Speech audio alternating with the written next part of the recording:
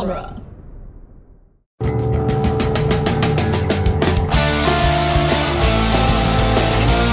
In the world of Hollywood, movies get greenlit and redlit. They get remade and rebooted. But we are the Ideal. I'm Sam Gasch, and you are listening to Ideal Remake. Thank you for listening to Ideal Remake. We take movies that either have been, will be, or should be remade and talk about what the ideal version of that remake would be. Today, we're talking about a movie that, let's be honest, none of you have seen. So me opening with a quote would be entirely lost on all of you. So that said, Alex Caine, returning guest to Ideal Remake. Thank you for having me. Is Angry Birds a movie that has been, will be, or should be remade? No. To all of those. Yeah. I think, if we're being honest, it will be.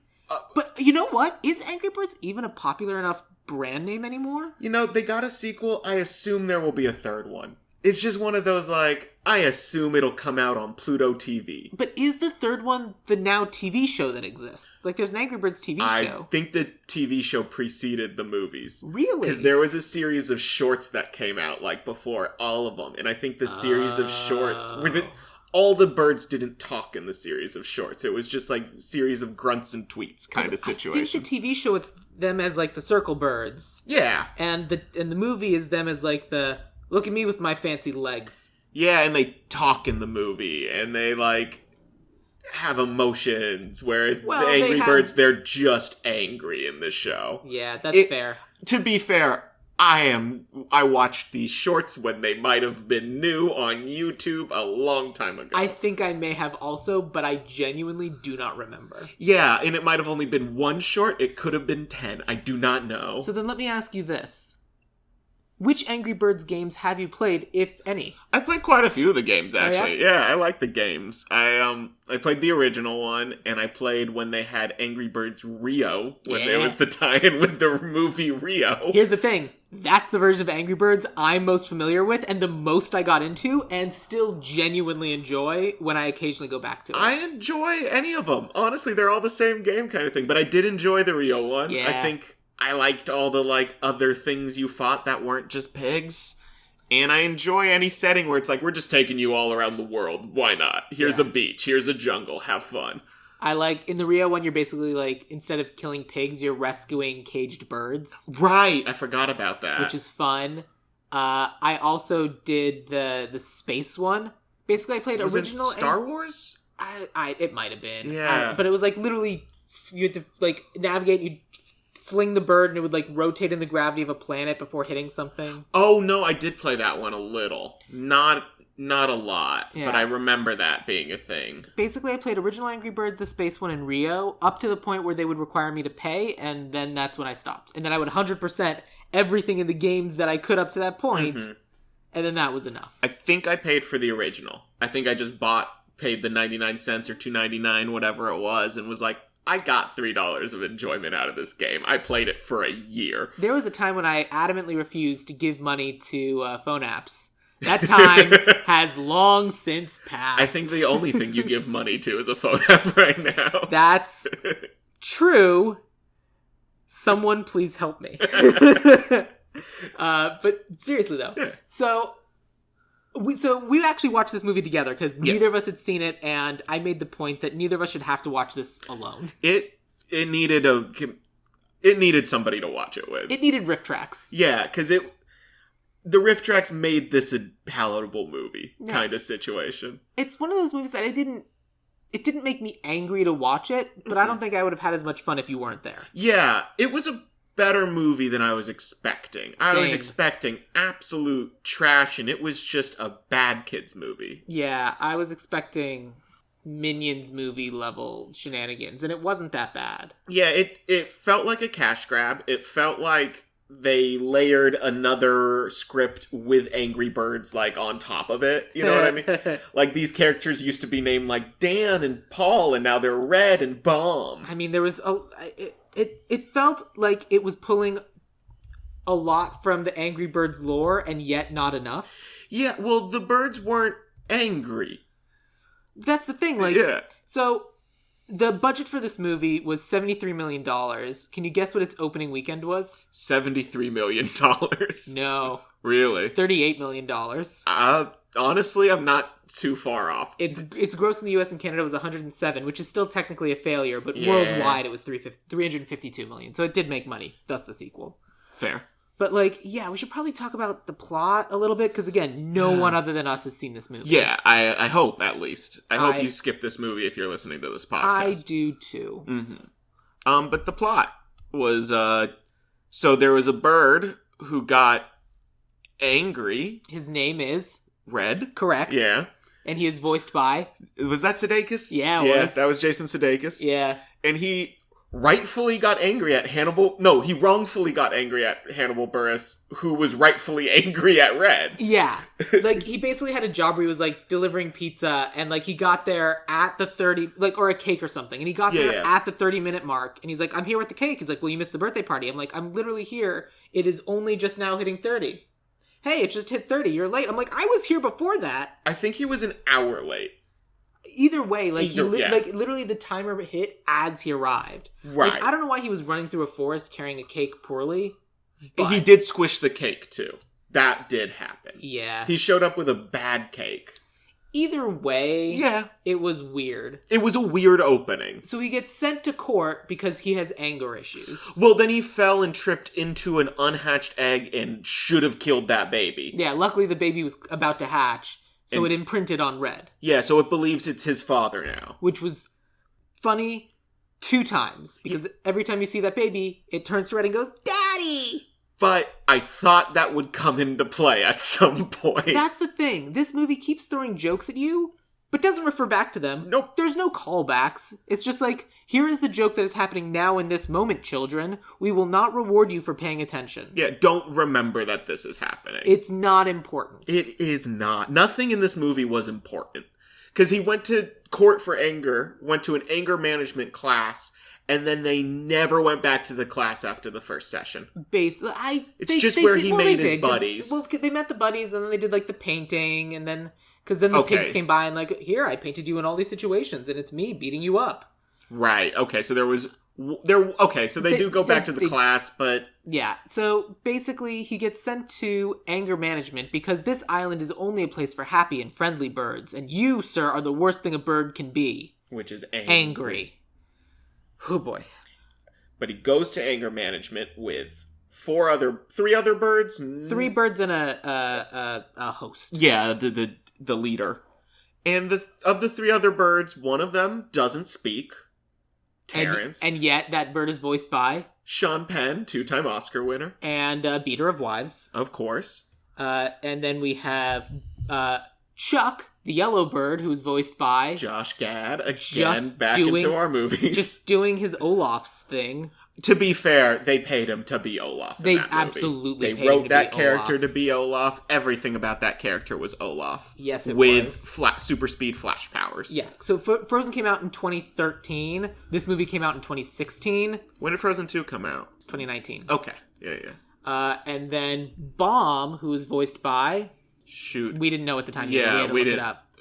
Danny Mcbride. That's right. Doing a voice, too. Yeah. I had no problem with his performance. Yeah, he was fine. And Josh Gad, I didn't have a problem with his performance. It was just Olaf, and it was annoying. Yeah, it's just Josh Gad being... I didn't have a problem with anyone's voice. I did have a problem when they had Josh Gad sing poorly. That was a problem. That was very weird. And then later had someone who can't sing well. I think it was... So Maya Rudolph was Matilda, the den mother of the group. The white bird who drops exploding eggs. Yeah. But I think I remember who sang well, and it was the pig. But I might be wrong. I believe that's right. It was hard to pay attention to the details of this movie. Oh, there was a lot being thrown at you in any scene. Also, Mighty Eagle sings. That's who it was. Yeah. So Mighty Eagle is like this big hero of the island because of all the birds that live on this island, none of them can fly. And except he's the for one Mighty that you Eagle. have to pay money for in the game. Correct, which is why I never used him. And anytime I saw someone use it, it's because they were doing the paid version. Yeah, and that's why he's the best character in this movie. That's right, because he's the one that costs money. Except in the movie, we'll get to this, but eventually we find out he's washed up. Do you remember who voiced Mighty Eagle? For some reason in my head, it's J.K. Simmons. It's not. That would have been funny. Yeah. It's Peter Dinklage. Oh, right, it's Peter Dinklage. And it's like, Peter Dinklage does a great job. He's just doing, like, he's clearly having fun and great. He's the perfect voice for it, honestly. It's him or J.K. Simmons now. Yeah, like... Both of them are excellent for that role. Like, I don't have a problem with him casting Josh Gad. I just have a problem with him doing Olaf voice. I just am sick of Josh Gad. That's fine. Honestly. It's not that I have a problem with them casting him, it's that he doesn't bring anything to the table. Oh, that's too bad. Yeah, he's just who he is. Yeah, the only casting I had a problem with was Sean Penn, obviously. Yeah, and he probably got the most money out of anybody in the movie. That's why I brought up 2-time Oscar winner, because that's where they threw a lot of this money. Right, so the character of Terrence just doesn't talk, he just grunts, and like, eventually he's gonna freaking say something. Like, you cast Sean Penn, and he's just grunting the whole time. Mm-hmm.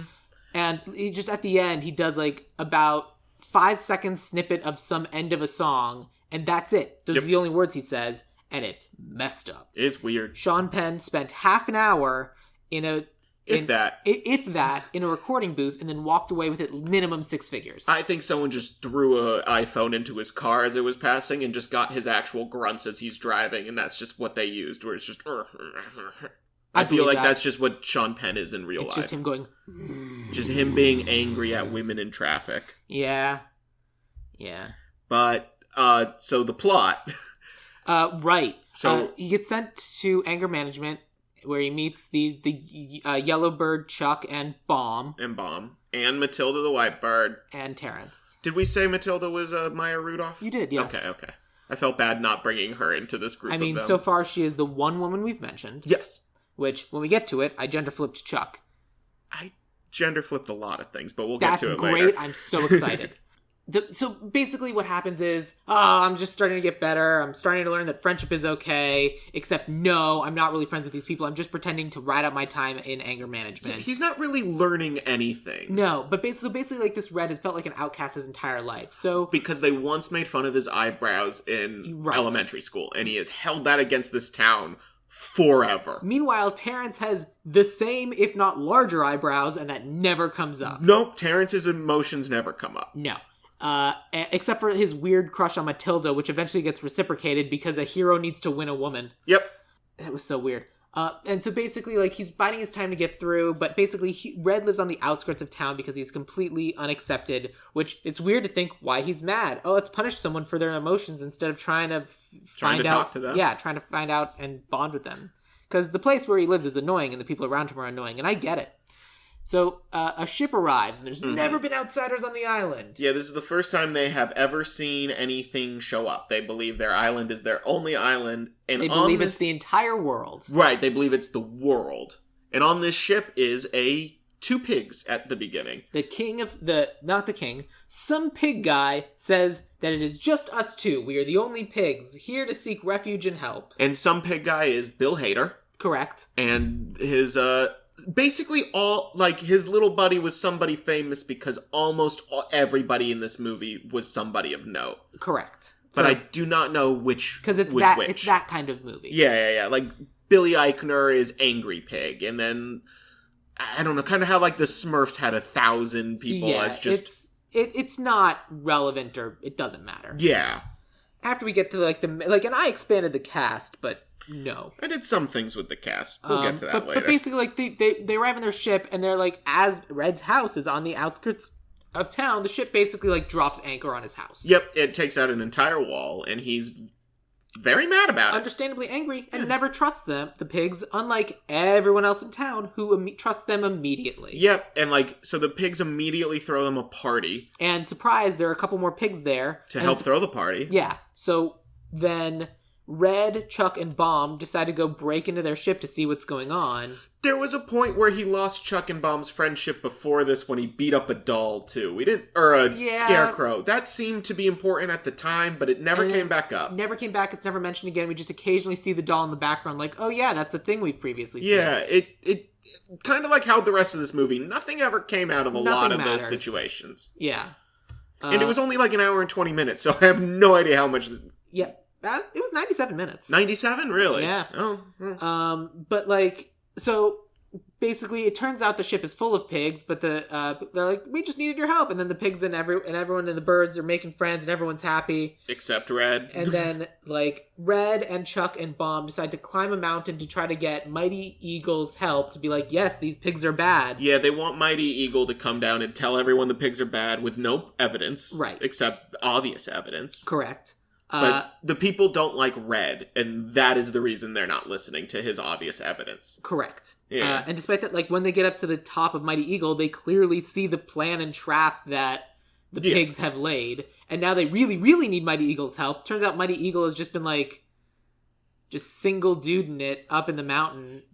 Like, and believing his own hype. Used to be a rock star single dude in it. Yeah. Like, definitely used to have groupies kind of feel. And now just is, like, on his own, is just like, I'm great. I don't need to do anything. It did open with the best and worst joke of the movie, where so they go to this mysterious pond of wisdom, something along those lines. They make it to the top. At first, they climb the wrong mountain. Very funny. And Bomb is just, it's... Yeah, they I almost actually enjoyed the joke where it's just Bomb at the top of the wrong mountain, just leave me here. Oh my god. How could this have... So then they get him down and they go up the right mountain. Yeah, so they leave him and he just sits there for a while and they come back after they realize they forgot him. And we see a time lapse of time going by. It was genuinely great. It was fairly good. Yeah, this is the best part of the movie. So then they climb up the correct mountain and they reach the top, and it's this pristine, gorgeous fountain of wisdom. This beautiful lake full of nothing but knowledge. Filled with lore from their, history that we did not know before this moment. To Red, this is a sacred place. Yeah, he cares a lot. Chuck and Bomb immediately dive in, and they're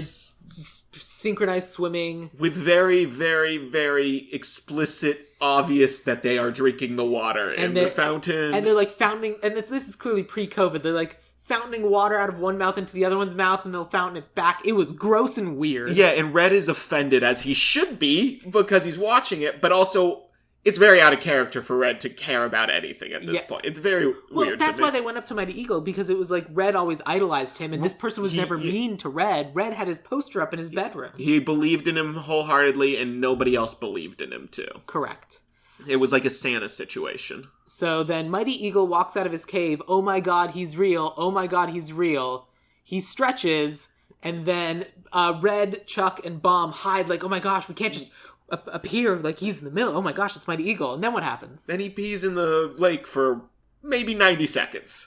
Yes. And it cuts from his stream of urine to the faces of Chuck and Bomb. His stream of urine, faces of Chuck and Bomb, and they're back just getting and forth. Like more and more horrified at what has happened. They've done. In real time, they are realizing what they have done, what they're drinking, and it's a satisfying scene. Honestly, it's pretty great. Yeah, it's like it's wonderful. It's a long piss joke. Very long, but it goes on for a while. Long. Like, it goes on too long, but it's one of those jokes that it's like, this is really funny. Okay, it's not funny again, but then it cycles back around. Yeah, and it's a cycle back around joke. And then Mighty Eagle turns around and goes back in and is like, yeah, I see you guys, blah, blah, blah, come up and let's talk. And they go up to his bachelor pad where he has like his old lunchbox, himself on a lunchbox kind of bullshit. Yeah. And then it turns out he just has a telescope where he's been spying on all of the bird women in town. Specifically the old lady, too. Yeah, I'm not gonna... We're not on his side. We're never on his side once in the whole movie. Yeah, as soon as they learn that even Red, they're like all like, screw this guy. Yeah, they're like, look, we're not on your side anymore, but will you help us? Clearly the pigs are here to do some nefarious stuff. Mm-hmm. And he goes, no, you're on your own. I am empowering you to help yourself. And then he goes back in his cave. And they then go out to try and tell everyone that the pigs are clearly trying to eat the eggs. The pigs keep referencing how delicious eggs are and stuff like that. So basically we make it down the mountain. It's the end of Act 2. No one believes them. Everyone goes to the party. And then the pigs steal all the eggs. Yep. And take them on a ship and are off with them before any of the other birds catch wise. Yep, they take them all back to Pig Island. Yeah, which is, as it explains, an island full of pigs that have technology, whereas the birds did not. And I want to know what happened there. Well, the birds are like, well, if the pigs can build a ship, we can too. And they like cobble together a ship with So when the pigs arrive, they bring gifts. I don't remember what the first gift was because the second gift was the giant slingshot. Yeah, that's what I was going to say. They gave him a giant slingshot. I think they gave him I don't remember. It didn't matter. Doesn't matter. Nothing matters. Mm-mm. And so they go back to the Pig Island, and, like, Red is here. He's the only one angry enough to take them down. Yeah, Red gives them an inspiring speech to get everyone to cobble together a boat to guess which way the Pig Island is. Yeah, so they don't want to go charging into town because this city full of pigs will stop them. So they set up the slingshot to fire themselves into the pig castle to get their eggs back. Yep. But they keep having people miss and not quite land there because they're doing the Angry Birds thing of firing birds into the town of pigs. Blindly, but just for this moment, they decided to bring in that every bird seems to have a superpower. Well, we've slowly been learning this. Chuck, for example, has super speed. Yes, and has Chuck has super speed the whole time. The whole movie. And Bomb is called Bomb, and the reason he's in anger management is because when he's surprised or under duress, he explodes. Yes, that's right. He's in anger management just because someone was stupid enough to throw him a surprise party, and for some reason that is his fault. Correct.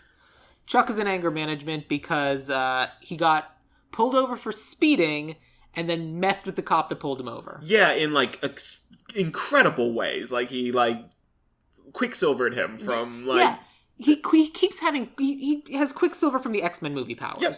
But only for, like, 10 seconds at a time. It's just when he can be a little shit about it. Mm-hmm. It's only when it does not... Well, he does use it to save everybody from the guards at one point. He does that once when it's like, no one here would be able to get us past those guards. We're completely... Yeah, we're completely... And then in the middle of the word pause. Completely, Chuck runs around, sets them all up Quicksilver style, and then goes back, and then the whole thing falls apart. When did that movie come out? X-Men Days of Future Past, I want to say 2011? Wasn't the first one in First Class? No, Future Past was Quicksilver. That came out in 2014, which was... Okay, I wasn't far off. Like 2 years before this movie, which means that they saw that bit and then used it in this movie immediately. Because it's such a good bit. I think that's what happened. Yeah. It's so good. It's a great moment in that... It's a great moment in superhero history. Like, Correct. That is such a fun moment. And it's such an amazing way of doing super speed. Of, like, representing it and more than just, like, lightning bolts right behind your particle effects. Yeah, just, like, or camera cuts where it's like, guy has a gun. Guy doesn't have a gun anymore. Now Flash has the gun. Or the, like, SpongeBob quote of, like, hey, do you want to see me run to that rock? Want to see me do it again? To be fair, that is the best super speed moment in any superhero thing for my money, because that's how it would go. Correct. Nothing else ever is right.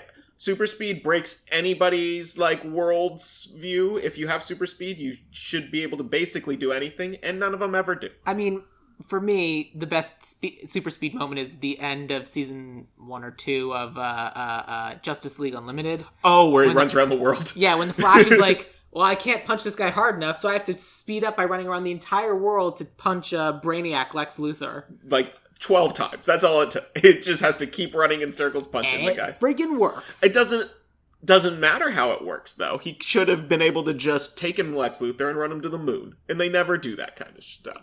Either way, though, that for me is like... It's a fun moment. I do like that. And so they eventually like figure out how to aim the slingshot right and get into the castle and rescue the eggs. And Mighty Eagle shows up to take them away. And yeah, no one really learns anything. Except the town learns to accept Red. Yeah, basically they move his house into town. Without asking him. But he's touched because, oh my gosh, I'm finally a part of this town. Isn't everything great? Maybe I'm a slightly less angry bird. I don't even remember if he says that, but it sounds exactly like the way that movie should have ended. You get it. Yeah. And so that's Angry Birds. Honestly... End of podcast. It's weird because I wanted that last scene where they're just shooting from the slingshot. I wanted that to be the movie, but that was like, we can breeze past that part when it comes to the plot. Well, and so basically he rescues one final egg, and basically we see all the different kinds of birds that you have in the game, and the final egg contained triplets. And so like the final scene of the movie is those triplets loading themselves into the slingshot and firing themselves out over the ocean, where they will surely drown. Yeah, they will die. And then, like the triplet little birds in Angry Birds, they kind of split off into different directions. And it's super cool and fun, but they're definitely dead.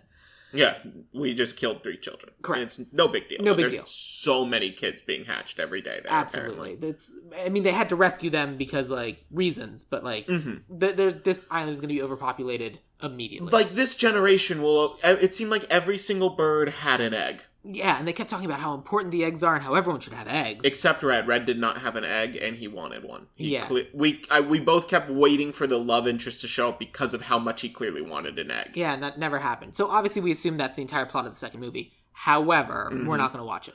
Not now. Unless Patreon goals are met or something. Yeah, give me enough money and I will watch Angry Birds 2. Yeah. So that's the movie as it exists. Alex, you said you had an idea for what you wanted this movie to be. So yeah, in line with a lot of the things that I do with this, I always look at the video game and think, how would this be a story? All right. And so like, I imagine a movie that is a series of vignettes that show each of the main cast birds getting their eggs stolen and then coming together to shot themselves and take the eggs back. And so I want it to be a live action movie where each of the main characters are wearing those dumb triangle Angry Bird costumes. You want this to be live action? I just think it'd be so much more fun. Oh my god. But they're taking it seriously the whole time. Alright, you've got my attention. Go on. And so it's a series... I did cast a lot of comedians. Oh, so we went a different way, because I cast a lot of action stars. Alright, keep going. But so I have, like, basically pair-offs, because there are so many types of pigs that they didn't use in this movie, and I would like them to show up, where it's like Red versus the king pig, and then the triplets versus small pigs, and then Chuck versus the football pig, where it wears a football helmet the whole time, and then Bomb versus the other giant large pig that shows up sometimes, and then Matilda versus the fancy pig, where he's wearing a monocle and a top hat, and then Terrence versus the secret agent pig that looks like it's the one from, I can't remember the game, Rainbow Six games, where it's got the little... The night vision? Night vision goggles, yeah. Great. You knew what I was doing by holding up goggle symbols. I did. The listeners can't. And so they have, like, confrontations, and then they lose their egg, and then, like, at the end they all get together, and they learn to work together kind of situation. Good. I love that. I want that to be our Act 1. Yeah, okay, that's fair. So here's my pitch for the movie. Okay. So my pitch for the movie is that I think there needs to be just a sequence of pigs stealing the eggs. Yes. It took the movie as it exists 2 acts to steal the eggs, and that's the whole premise of the game. That's all they do in the games is go get the eggs. Yeah, literally it's, the game opens. Pigs stole the eggs. Well, we gotta get the pigs. Start playing the game. Mm-hmm. So I agree. I think Act 1 should be all egg thievery. Sure. And so I think Act 2 needs to be assembling the team and formulating the plan. Okay. Because what I think this movie needs to be is Ocean's 11. See, I had a similar idea, but I was thinking more Love Actually. Where it's like a series of stories, but then they all come together, and maybe not Love Actually, because they don't all tie together, but like Valentine's Day and those dumbass movies that are amazing. I think they should start as different vignettes, but then that's how we assemble our team. Sure, yeah. I like them all coming together as a team, so I'm on board here. Because they all need to stand in line. Mm-hmm. And, like, so you're basically assembling all these people who have been hurt. You're assembling people based on their certain set of skills. Yes. And that's Ocean's 11. Okay, I'll give you that. And so, like, basically, I want them to assemble this entire team, and I want them to do the slingshot at the front of the palace for Act 2, and I want it to not work. Okay. Because I want them to do this whole slingshot, like, okay, that's what we expect because we've been watching the video games. Like, oh, okay. Mm-hmm. And then they're like, yeah, that works in a video game. We're a bunch of people in costumes / really well-animated people, and this is a castle. You're just a bird that just flew into a brick wall. I like them failing first because outside of the first few levels, you rarely get it done on the first try. You got to never do it like get 4 it done times. on a first I like try. that. You got to 0-star it before you can 3-star. Yeah, exactly.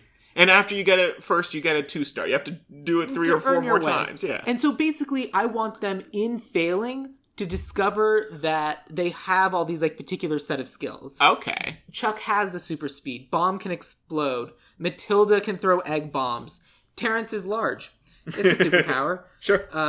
Boomerang is the bird with the huge beak that like boomerangs. Boomerang, yeah. And then like we didn't have Bubble Bird, so I wanted to have Bubble Bird. That's the Sure. little pink bird that when you throw her at something, it bubbles stuff, and then they all float away and disappear, and I love Bubble Bird. Okay. Like, Bubble Bird was one of my favorites. She's great. Bubble Bird and Matilda were always my favorites. Okay. I personally like Boomerang. I was always a Boomerang fan, even yeah? though I did not include him in my list of, like, cast list. No, Boomerang I did, but that's the only extra bird I included.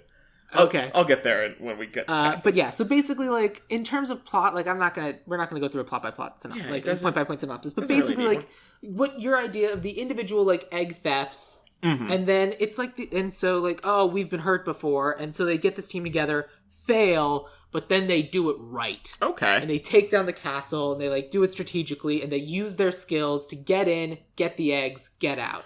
And then someone pays 99 cents, and then Mighty Eagle comes in and finally blows it up. So this is exactly the way I had it, but I didn't have them failing. Oh, okay. Which, I like them failing first. We gotta have an act I had, two. like, them all getting their eggs, them all getting together, them killing everything, and then Mighty Eagle coming in for the final kill after, like, I would love a flashback scene where Red's paying off Mighty Eagle.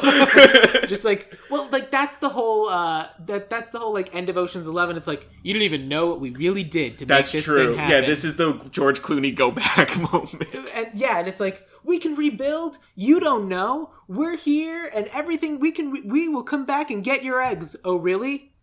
Because about 5 minutes ago, I just handed over $2.99 to the Mighty at the Apple Tree. At the App Store tree. And what's that noise? Mighty Eagle. And then it's just them walking away with the eggs. Yeah. And then they go back to the town, and then it's them just... And then once they figured this out, then back in their town, they have little slingshots everywhere, and they use them to get around. I like that. Yeah, that's fun. I do like that. I did have a little bit of, like, when the vignettes, they had, like, what they were doing to lose the egg. Great, tell me. So, I'm excited for this. So I broke them all into battles. Should we do this? Yeah, so I have, Red loses their egg to the King Pig in a chess match. Amazing. Yeah. The triplets versus the small pigs in a coordinated dance battle, where it's a mix of, like, dance, but they're also fighting, because it's just funny. I love it. Chuck and the football pig literally have a football game, and the football pig just overpowers Chuck and gets the egg. That's fair. Bomb versus the large pig. It's a macho man fight. I don't totally know what that means, but it'll make sense when I tell you the casting for the two. All right.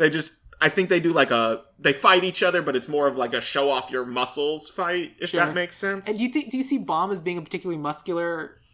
I have him cast as a super muscular person. All right, fair enough. Ready to just explode at any moment. Okay, fair enough. Matilda versus the fancy pig. They throw gadgets at each other because Matilda's always throwing bombs, is how I think of it. All right, fair enough. Yeah. Matilda's the Donatello? Yeah, Matilda's the Donatello of this situation. Great. Couldn't be more thrilled. And then Terrence versus Secret Agent Pig. Terrence, they fight just to fight, but the Secret Agent Pig's way smaller than Terrence, so it's like my plus up for that will be, like, Terrence is just there guarding the egg. Secret Agent Pig just, like, rappels down, takes the egg, and then Terrence is like... Ugh. Okay, yeah. But then, like, later at the end of the movie, Secret Agent Pig is like, I've got to figure out a plan, and then Terrence just, like... swats him. Takes him, like, just like, yeah, it swats him. Okay, I'm on board with that, where it's Secret Agent Pig just uses stealth to get it. Yeah. Without... Batman's it. I like that. Yeah. But I also wrote specifically, that part has, like, a scary movie feel. Because that's more in line with my director, but I'll get to that later. I mean, that's kind of the plot. I'm perfectly happy to jump into casting now. Sure. Like, we have our plot of the movie. We know what this is. We know what we're watching. Mm-hmm. Let's do it. It's the writer's job to figure all that out. And it sounds like we're going to have wildly different casts. Yeah, things are going to go crazy. So let's blend this together, and then when we're all done, we'll be like, so how do we pull this off? I'm on board. Because I also like the idea of people just wearing costumes. But I also could see that just being the press tour. Yeah, that might be... Like, I like the idea of an animated... The idea of people in those stupid Angry Bird costumes that you can buy at, like, a random Walgreens sometimes, being flung out of a... It's just very fun visuals to me. That is funny, but that sounds like an SNL sketch more than a full movie that is designed for kids who won't understand the nuance. To be fair, who is this really designed for but us? Granted. That's a good point, and I can't argue with you. However, so for me... I will say animated is fine. It makes sense to me how that works. I think it'll end up being a blend anyway, because the way this movie exists now is it's just a bunch of, hey, let's get all these famous people for no reason. Kids don't care. No. It makes no sense to me that they cast a bunch of famous people in these movies, other than just like the person making the movie wants to hang out with the famous people. It's irrelevant. So I cast a bunch of comedians, with the exception of Terrence, and comedians and voiceover artists. Because I wanted to have a blend of people who like just would be having fun making this. Because it sounds like the sort of thing that they should all be recording in a room together, playing off, improvising, bouncing off of each other, scripturally and literally. I just went with no comedy is the difference. Very little comedy, I should say. But my only difference is that for Terrence, I literally cast the person who is currently number 1 on IMDb Pro.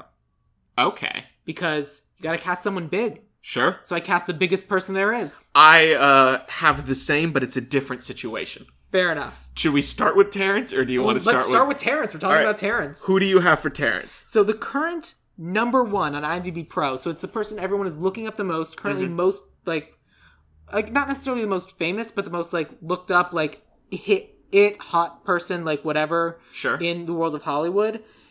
This young lady has been in True Grit. She was in Bumblebee. She's currently in Hawkeye.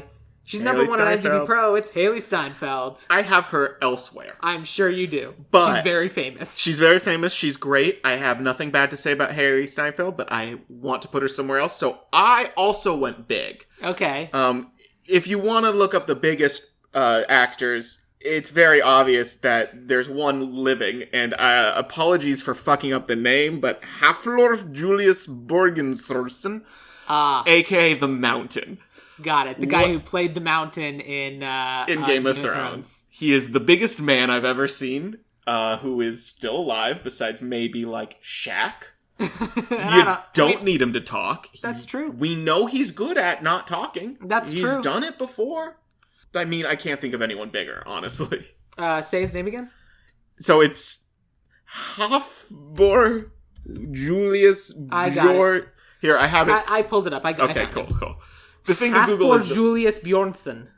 Sure. I will concede Haley Steinfeld on this point. That is fair. I will bring her back up. So I'm sure. Should I give my secret agent pig cast as well, because I had them linked? So, for the pigs, I cast one pig, and then I thought it'd be funny for him to do the voice for all the pigs. Okay. I don't mind that. I don't mind that either, but I'm also like, you cast specific pigs who don't sound like this. Yes. So you have Secret Agent. Yeah, this is verse Terrence. That pig would be Lupita Nyong'o, because I like how how animated her face is. I think she has one of the best, like, large smile mouths in Hollywood. And I think for a secret agent who does not talk, I like a motive, and I think she'd be great at it. I got nothing against it. I think that's great. Yeah, I think it'd be like 2 mute characters, except Lupita will talk every now and then. Yeah. Just like, what's the plan, boss? You got it. Yeah, exactly. And dun dun dun dun dun dun dun. And she does like a lot of like Mission Impossible stuff. And I've always kind of wanted to see her in a James Bond style character. She'd be a very good James Bond style character. Yeah, so this is kind of my cop out to doing that. Great. So let's backtrack a little bit and let's talk about Red. Okay.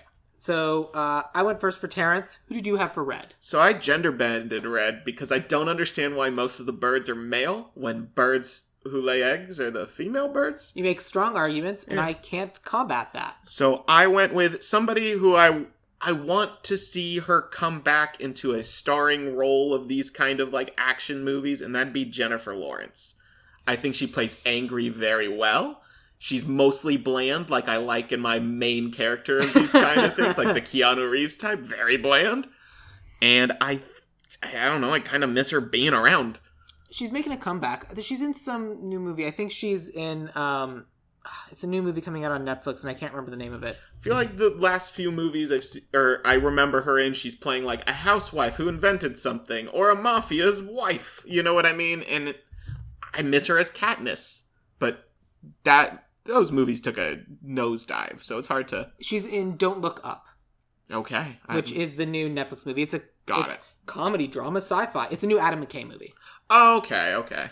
Two low-level astronomers must go on a giant media tour to warn mankind of an approaching comet that will destroy planet Earth. Like it. That sounds fun. Genuinely, that sounds like a great concept. I would watch this movie. Sure. And she's in it. Okay. So she's been in one movie that I remember in 2 years, 3 years? Well, no, she's in a movie that I guess it just came out. Yeah. Or is coming out. You know what I mean. Yeah. I mean, she has so many things coming up. Like, I was a big Jennifer Lawrence fan. I'm less so now.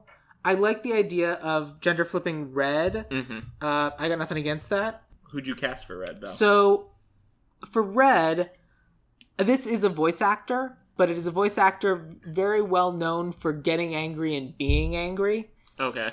And just generally wanting to kill all humans, for example. He's been in Futurama. He was in Adventure Time. He's in Mythic Quest 2 just as like a regular person. He's in a lot of things. He's in a lot of things. He's great. And he's a very recognizable, angry voice. Yeah. That's John DiMaggio. I like putting John DiMaggio in. I feel like it's just a different take than I was going for. Honestly. Let's come back for Red, because Red is our lead. And genuinely, we might come back to Red with someone that we previously eliminated. That's a good idea, because I got a few that we're going to eliminate, is my guess. We'll see. I mean, I don't have anyone for your additional pigs. Like, I just have my one pig for all of them. Fair enough. So I think this is a good time who is your one pig? To talk about King Pig? Yeah, because I got a specific King Pig. Lawrence. I wanted someone who was, like, kind of fun and would has done voiceover work and also has a very distinctive voice, and you could totally see him voicing all of the pigs, despite the fact that he's extremely Jewish.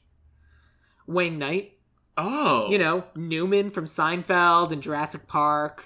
That would be a funny, just everybody's voice is Wayne Knight's voice. I like that. He's like a little bit new Gilbert Gottfried. It's not like extremely over the top, but it's like, I see what you're doing. And just like every single non-specific pig is him. Yeah, like him, Richard Kind, and Gilbert Gottfried. Any of like those, that whiny voice could be very funny anywhere. Old school Bobcat Goldthwait. Yeah.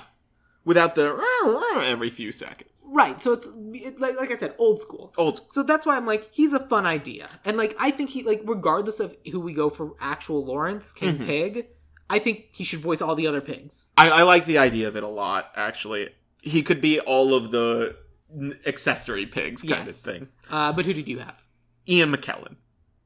What? Yep, I thought, who has the pedigree to just kind of come in and just... Oh my god. Be taken seriously, but still has the goofy chops a little bit.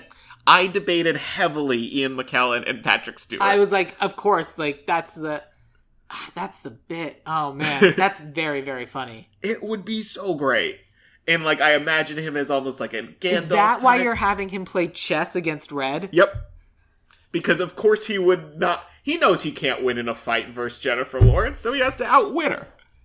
I mean, whereas Jennifer Lawrence... Normally, Ian McKellen teams up with Jennifer Lawrence. Normally. But not this time. Not this time. Although I guess it's not Ian McKellen teaming up with Jennifer Lawrence. It's the British one. Michael something. Michael Fassbender. Fassbender, yeah. Can't believe we couldn't think of it. You thought of it. We'll say Wayne Knight and Ian McKellen for now. For now, yeah. All right. I like Wayne Knight being involved. All right. Either way. So I went first. I'm sorry. You went first for... I went first for Lawrence. Let's talk about Chuck next. Terrence. Lawrence is Jennifer Lawrence. Sorry. You keep saying Lawrence instead of Terrence. We did Terrence. Lawrence. For Red. Lawrence is the name of the King Pig. Got it. King Pig's name is Lawrence. I forgot that he had a name. I'm gonna double check that name now. I'm sorry, Leonard. Leonard. King Pig is not Lawrence. King Pig is Leonard. See, I said Jennifer Lawrence, and I thought that's just where your mind was at. No, I was thinking Leonard. All right, you went first for Leonard. You want to move on to Chuck then? Let's talk about Chuck. All right, so you're up. So this was a easy one for me because I wanted somebody who's cool, who's like big right now, who's shown to do action very well and flippy action specifically. And watching Hawkeye, Haley Steinfeld was like, yeah, I like the way she fights. Cool. I think this would be a good place for Chuck. I think Haley Steinfeld has shown a lot of like range as being like a like straight-faced douchebag, but also like sarcastic all the time, making quips. That's I think fair. she's a really good... I think that's very clever. Yeah. So for me, Chuck, the high-speed, super annoying person, I went with someone who expressly describes herself as extremely annoying. Ooh, okay. And, like, has made a career and literally has bits where she just gets to be annoying. Okay. because, again, I cast for voice and for getting to run around and play around and be goofy. Pretty sure I know who you picked here. Who do you think I picked? Kristen Shaw? I picked Nicole Byer. Jesus! Okay, I was very close. You they were both close. do, like, similar voice work. Kristen Shaw is great, but I think for this one, and I am going to say let's go with Nicole Byer, because I think that's fun. I like Nicole Byer a lot. Yeah. I like it. And she plays very annoying. Yeah, like literally, so she's the host of the show Nailed It, which is a bad baking show. And like she literally has like a thing that some people who didn't do as well in the previous rounds can hit a button and Nicole will go annoy the other competitors. Yeah, I'm a fan of that. But I think of, Nicole Byer in Brooklyn Nine-Nine, where she is the Pontiac Bandits' Trudy Judy. Oh, yeah. That is great. Great role, and that I could see that being a super fast, very annoying person. Absolutely. Nicole Byer, absolutely wonderful. Let's make her our Chuck. On board. Who was your pig paired with Chuck? Okay, so that was the football pig who would challenge Nicole Byer to a football game. And I'm actually really happy with the casting opposed to Nicole Byer because I went with Terry Crews. All right, great. For almost the exact opposite reason, where he'd just yell and just bull rush people, and he's a giant human being. She just like keeps poking him and it just keeps not working. Yeah, because what are you going to poke? He's all muscle, you know? I mean, fair enough. All right, great. That's our football pig. I like it. That brings us to Bomb. Can I put a pin in this for a second and say, could we put Haley Steinfeld as Red? We'll come back to Red. Okay. We'll see what else we've got. All right. So for my Bomb, I went with someone who is an extremely well-known voice actor and an extremely good voice actor. All right. Like, he's been on everything, and he's one of those people who just has an incredible voice. And so I wanted someone who could go back and forth between being super charming Bomb and exploding. Okay. And I know you cast, like, a large wrestling-type human being. I did. But I cast someone who's been on Invincible, and Simpsons, and Young Justice, and, like, literally is such an iconic name in voiceover that it's gone on forever. And that's Kevin Michael Richardson. I thought you were about to say Carrie Payton. No. Who's also on, I think, all of those shows. Probably. It's like all the voiceover people are friends and they know each other and, like, you get a bunch of different Who people. does he play specifically? I don't know the name offhand, but it might be one of those voices that I just very much know. I mean, he's also been in Mortal Kombat. You know how much we love Mortal Kombat. I do love me some Mortal Kombat. I mean, he's Dr. Hibbert. Okay. I know this guy. Captain Gantu and Lilo and Stitch. Oh, man, he's so good as Captain Gantu. He's one of those people who just has a great voice. Yeah, I definitely, like, I'm looking at his Wikipedia filmography, and yeah, I definitely, like, know this guy vaguely, you know? Yeah, like, he has been in everything. Yeah, almost every, like, animated show he's a role somewhere in. Like, yeah, in The Simpsons, he's Dr. Hibbert, he's Devil Mo and whatever. And, like, he's in the new Masters of the Universe, he's Beast Man. In Young Justice, he's John Jones. He's just got that soothing, deep voice. Yeah, he's a bunch of characters in Amphibia. He's in Robot Chicken. He's in Everything's Puppy in Robot Dog Pals. Chicken. He's in Owl House. He's in Trolltopia. He's in MODOK. He's in Teen Titans Go. He's in Plus the Hearts. He's in Close Enough. He's in Invincible. He's in da-da-da-da-da. He's in Animaniacs. The list goes on and on and on and on. Kevin Michael Richardson is one of those people who just has the voice. Sure. So I went different than a voice. I went with more of a size and a rivalry because that's where my first thought started. I was like, who do I want to see fight another action star? Fair enough, because again, you were thinking live action. Yeah, and I went Vin Diesel as Bob. God.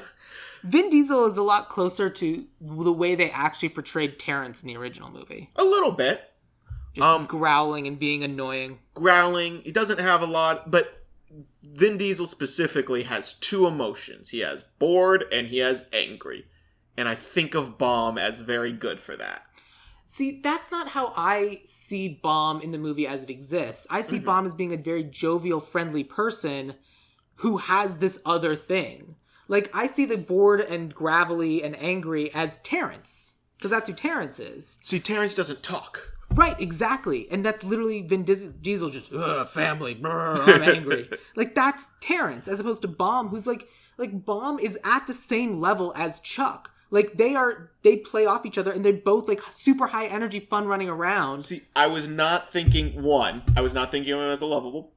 I was not keeping it in line with how the movie was. I understand that. I was thinking Vin Diesel constantly is looked at as, like, but he's actually in any of those movies, super friendly. You know what I Sure. mean? He's supposed to be sweet, just with a hard criminal side for some reason. Yeah. It's like the weird dichotomy of that weird character that they invented for Fast and the Furious. And he's Groot. You know what I mean? Yeah. So I get the idea that you're going for, and with the concept, I'm going to push for Michael Richardson because I think he would be more fun for everyone else in this cast to work with. Yeah, so we're going a different route than I was casting. So I'll concede with Michael Richardson. That's totally fair. But and yeah, just for ease of standard workday. Yeah, I'm fine with we don't need to have someone in a movie who insists on having as many clean punches as one of the other leads and literally can never lose a fight. Well, then we're going to have problems with the other guy that I cast as the pig that he would fight. AKA the large pig is all I wrote. Where I have Dwayne The Rock Johnson. Of course you did. Mainly because I want them to fight. But Wayne Knight would be fine here as well. Wayne Knight versus the bomb where he just annoys Michael Richardson into exploding. I think I'd be on board with that, like, too. tricking him into exploding in a way that he shouldn't explode. Mm-hmm. Like, exploding in a bad way instead of exploding in a way that's helpful. Yeah. Because with the exception of the birthday party in the original movie, basically every time he explodes, it's good. Yeah, pretty much. Or, like, he can't explode. We want him to explode. He really only explodes 2 or 3 times in the movie. Yeah, and for someone named Bomb, we expect more. Mm-hmm. I also would like to change their names to regular things, and his name would be, like, Henry Bomb. They're named after the birds in the game. Can't I know. Do it. I didn't change it for that this reason. This is canon. Yep, that's the way it goes. That brings me to Matilda. Yeah, that's who I have next. So, I think I went first for Bomb. Tell me who you had for Matilda.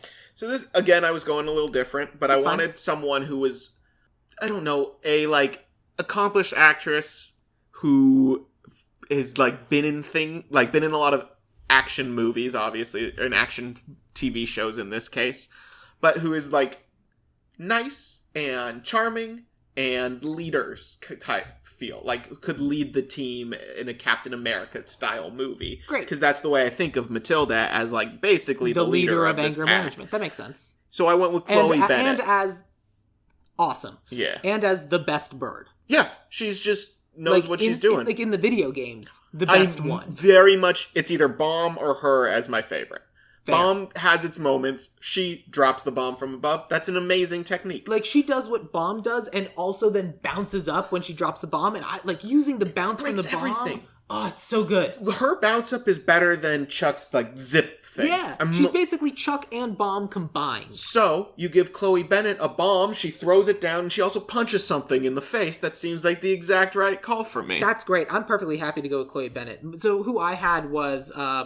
she's another voice actress, mostly, but she's done live-action performance as well. She was in Joy Luck Club, but I also know her from Futurama, but she was in Goliath, she's in Rick and Morty. Sure. This actress's name is Lauren Tom. If you've seen Okay, Futurama, she's the voice of Amy in Futurama. Yeah, yeah. She's super charming and lovely, but I think Chloe Bennett here is funnier. I'm on board. And then, should I give my fancy pig? The one with the top hat and the monocle that just kind of goes blow for blow with Chloe Bennett? Yes. Michael Keaton. Because I recently saw The Protege movie with Maggie Q. It's not a great movie. No? It feels like 7 movies stuck together that they were man. like, they knew they were getting a trilogy, and then that trilogy turned into one movie kind of situation. Got it. Okay, but Michael Keaton's super fun? Super fun. I mean, he's a fun dude. Everything he does is super fun. This is my, like, okay, he's Batman again, or Bruce Wayne again situation, where he's just kind of, like, in a top hat and a top... Well, yeah. But old man version. Well, what you gotta do is, if he's Fancy Pig, that's Bruce Wayne Pig, Yep. and then you put him in a mask, and he's Bat Pig. Yeah, he could be Bat Pig, he could be, you give him some wings and he's the Vulture Pig now. I'm fully on board with just any kind of pig as Michael Keaton. Great, I'm on board. I think that's hilarious. Yeah, and we are getting towards the end of my cast list here. So I got a couple more. I had Mighty Eagle. I have a Mighty Eagle. I had Boomerang. I had Bubble Bird, and then I had like writer director. Mm-hmm. So you have Mighty Eagle. So let's do Mighty Eagle. So I have I have Mighty Eagle, Boomerang, and then the triplets and their rivalry. Let's do the triplets and the rivalry because I don't have those. Sure. Did you cast separate people for each of the triplets? Yes, I did. All right, tell me. So this is very much in line with a very specific idea that my girlfriend said she would like to see in a movie, and that is the idea of Taylor Swift, Selena Gomez, and Gigi Hadid are the triplets. Wow. Because that's Taylor's little crew. I love Selena Gomez. I'm a big fan of Selena Gomez. I think she is a pretty solid actress. I mean, I saw Only Murders in the Building. She's excellent. She's excellent in that.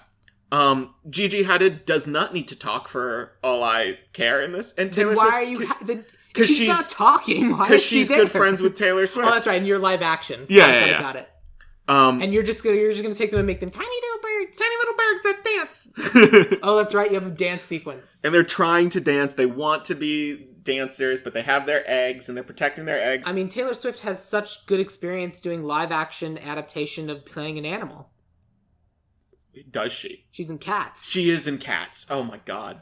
That is one reason I did not put Idris Elba in this movie. He was very close to being bomb for me. Wow. Mm-hmm. So who did you have for the three evil pig triplets? Who I'm going to call the Piglets. The Piglets. That would start with Katy Perry, Taylor Swift's original blood rival, from what I remember. I have no recollection of this, but fine. That is what the song Bad Blood is about, her feud with Katy Perry. Oh, yeah? Cool. Good for them. Yeah, I'm sure. I thought about Kanye, but I was like, I don't trust Kanye. I don't want him in this movie. Flat out refused. Yeah, I don't want him in this movie. Then the rival for Selena Gomez would be Demi Lovato. Okay. I don't know if they dislike each other or anything, but it seems like they might. They will dislike each other if we pay them to dislike each other. And then someone who has actually beefed with all three girls, but it's Lea Michele. No, we can't go with... I know who you're talking about. We can't go with her. She's a disaster. She's a diva. Yeah, I don't know anything about her. Apparently, she is just a monster to everyone on set. Okay. So we will go with Katy Perry, Demi Lovato, and Wayne Knight. Okay. Always on board with more Wayne Knight. And so in my head, I like this team of six, the three bird triplets and the piglets. I want them to not talk until we get to the scene, and then it's just it's just the musical sequence in the middle of the scene. They're talking, They're singing, they're doing all these things, and then as soon as it's over, they go back to beep, beep, beep. And I do think they should sing their own songs at various points, because Absolutely. We forgot to mention this, but Angry Birds the movie was also a jukebox musical for some reason. Yeah. But they were singing different songs, but they were also playing the songs in the background while also playing remixes of the and it was a lot of different styles of music. There was a country song, there was an R&B song. It was musical whiplash. It was all over the place. But yes, absolutely, just massive song with all of these performers. That sounds great. I'm on board. Me too. And Wayne Knight needs a solo 3 or 4 times in this movie. Yes. 100% yes. So that brings us to Mighty Eagle. I'm going to go first for this one. Okay. So I cast someone who is the most famous angry person I can think of. He's also old, and that was the requirement for this movie. Mighty Eagle is old, and it's an Angry Birds movie. Okay. So it's someone angry and old. There's only one person who you can cast for that. And the answer is Lewis Black.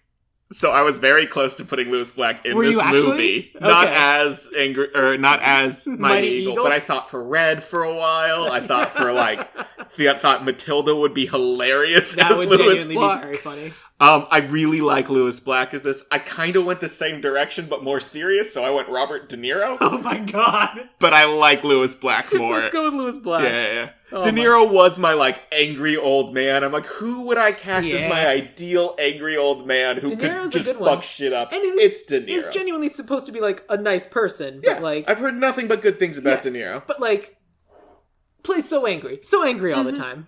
I think of him in the one with Ben Stiller that everybody...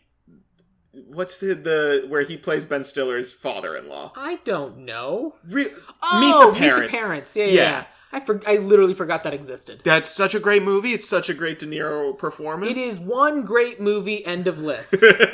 I don't enjoy the sequels. No! Other people seem to love that second one. That's why they keep going.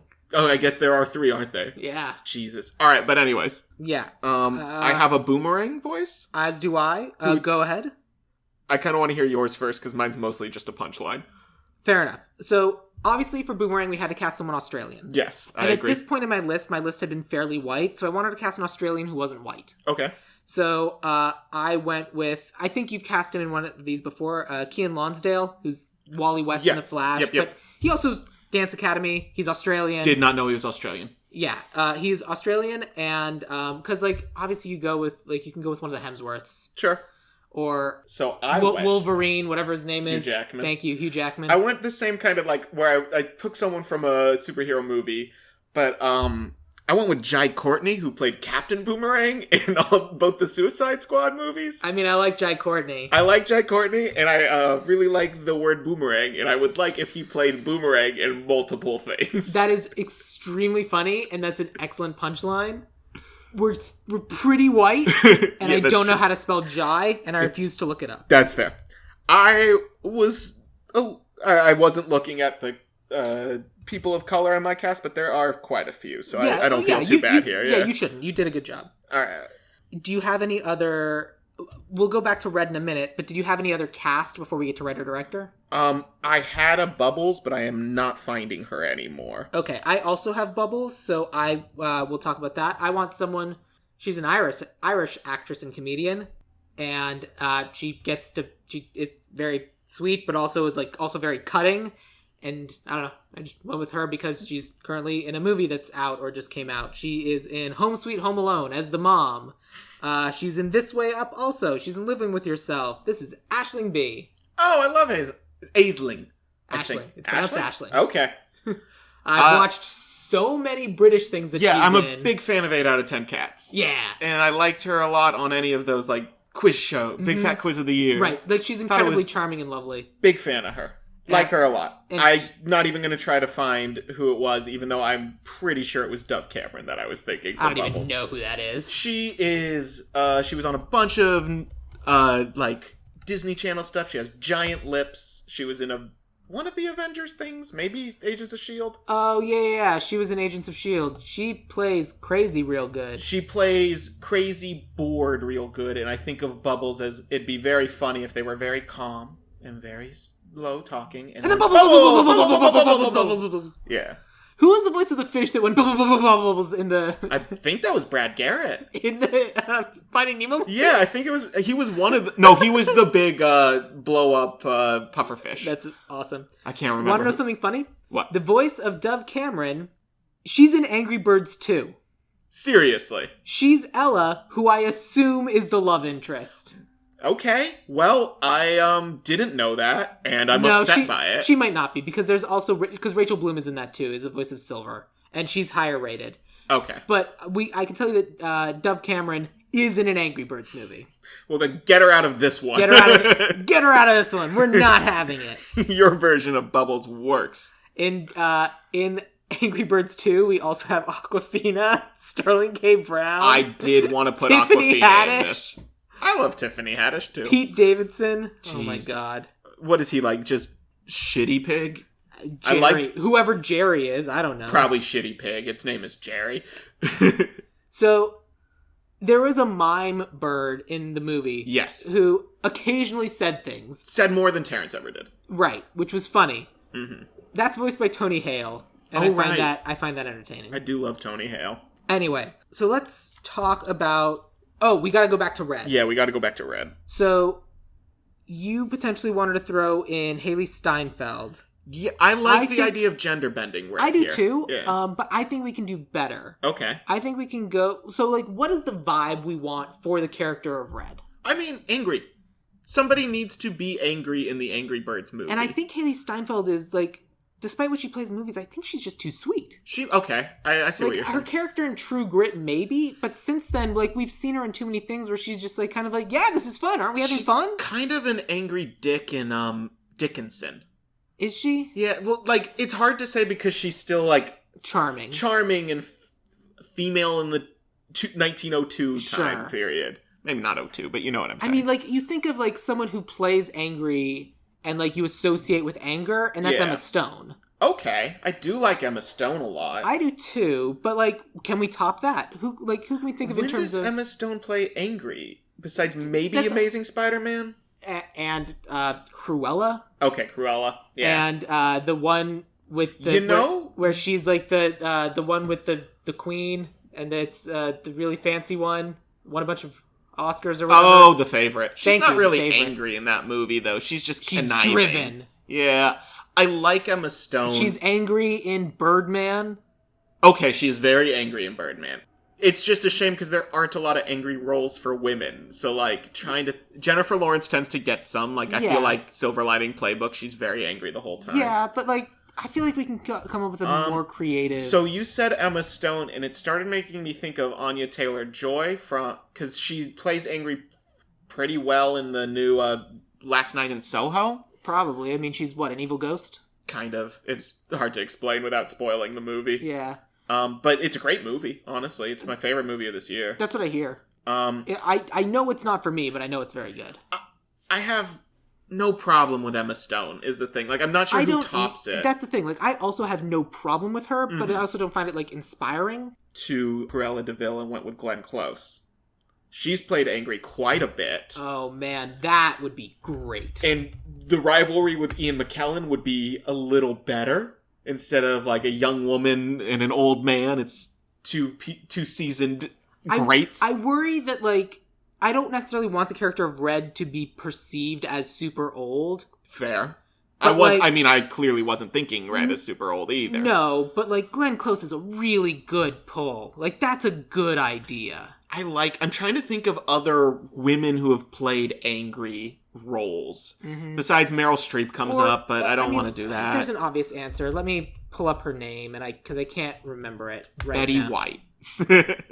I mean, not mad at it. I don't hate it. I don't hate Sandra Bullock either. Sandra Bullock's also good. I'm going to pull up... I can't... Load, damn you. So, the person we should actually go with... All right. ...is Stephanie Beatrice. Okay. From Brooklyn Nine-Nine. I do love Stephanie Beatrice. That sure feels right. She's not the star power I was thinking to lead this movie, but I do like her a lot. We have Taylor Swift in this movie. That is fair.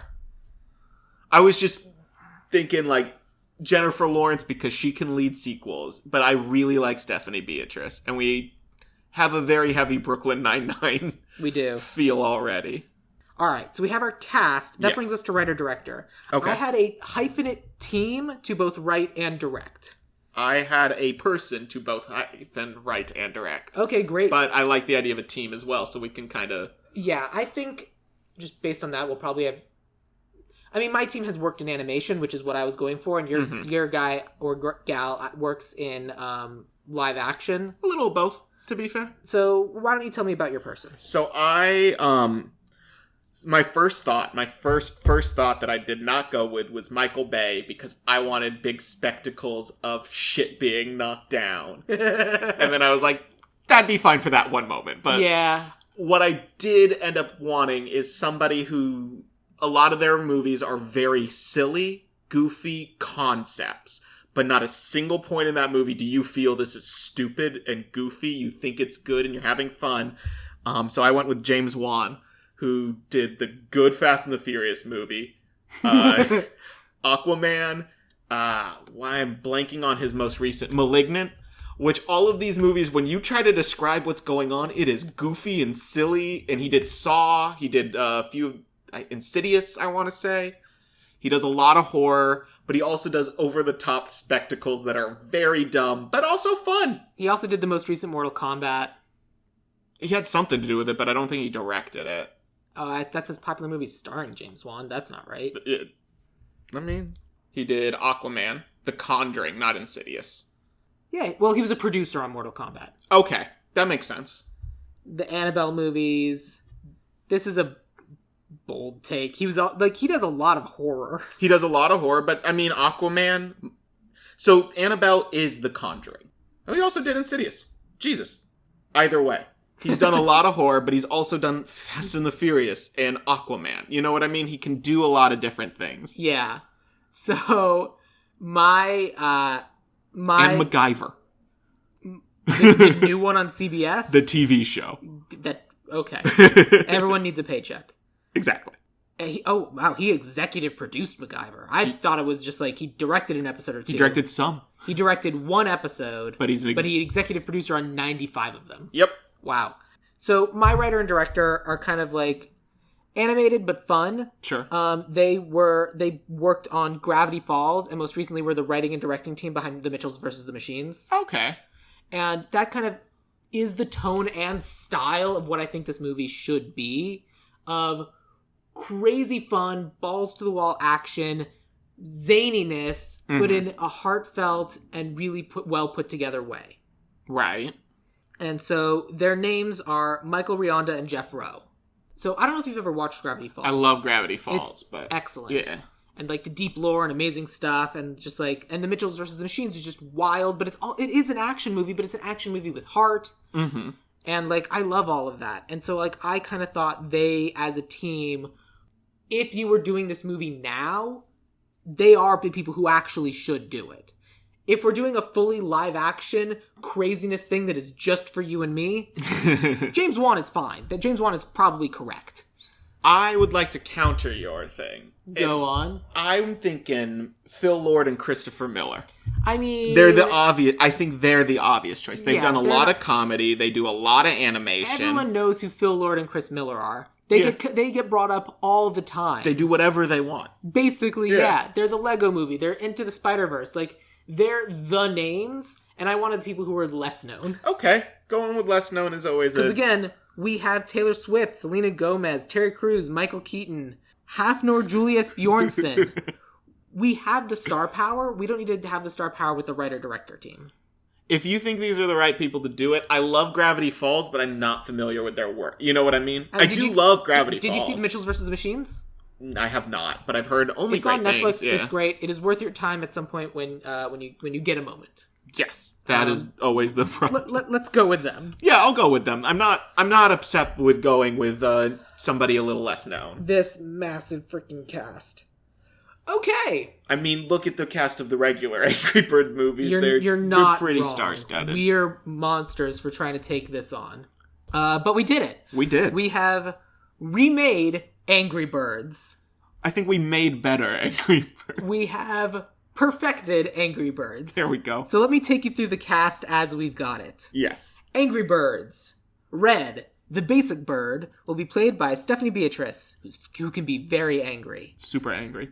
Her opposite is going to be Leonard, King Pig, played by Wayne Knight. Chuck. I thought we switched that one to Ian Oh, yes, I'm sorry. That's Ian Mckellen. And Wayne Knight. At the same time. Sometimes it's Wayne Knight. And sometimes it's Ian Mckellen. Whenever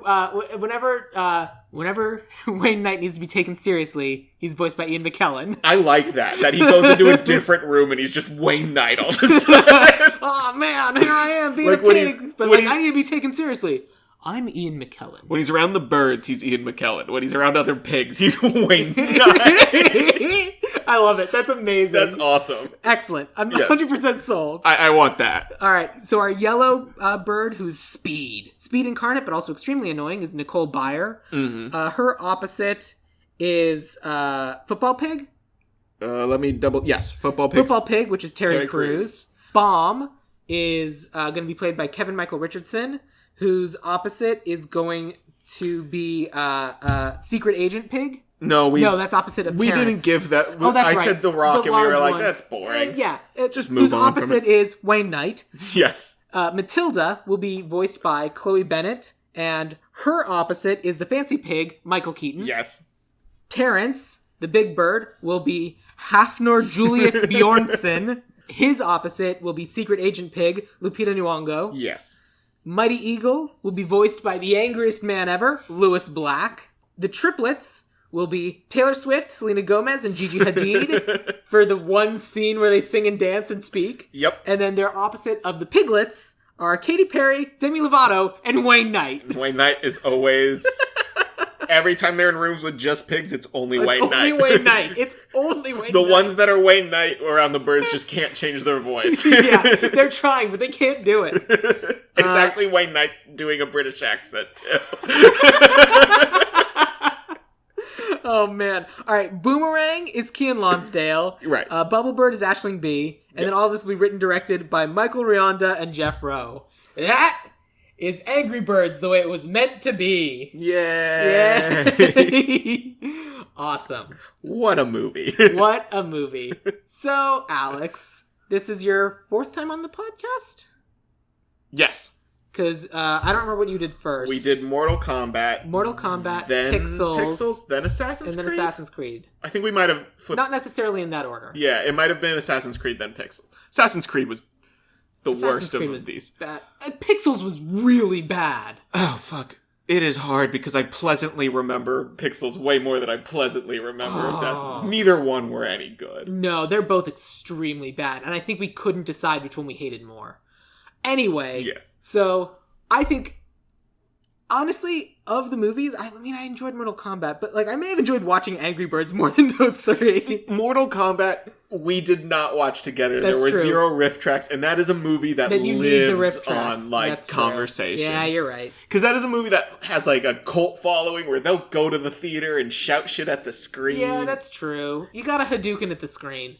That's Street Fighter. I'm aware. I wasn't sure if you were aware. We should do Street Fighter next. I've never seen it.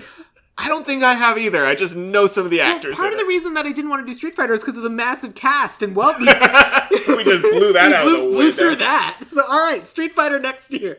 Oh my god. All right, so Alex, tell people where they can find you and what you'd like to promote, if anything.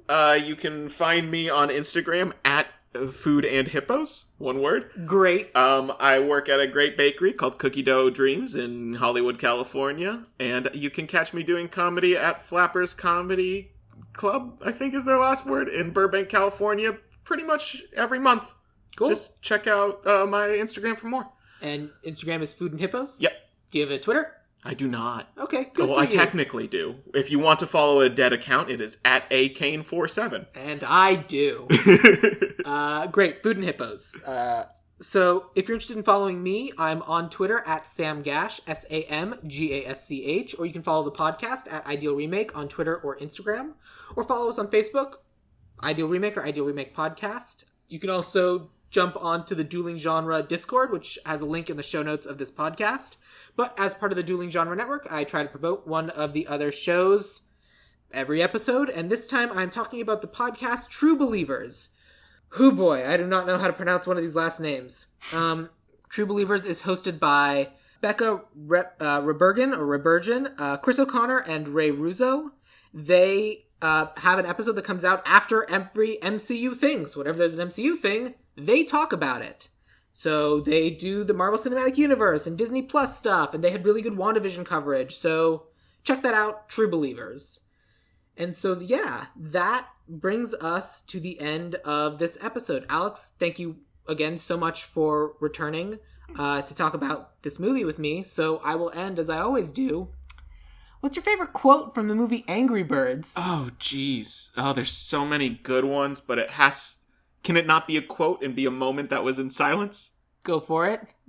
Bird goes...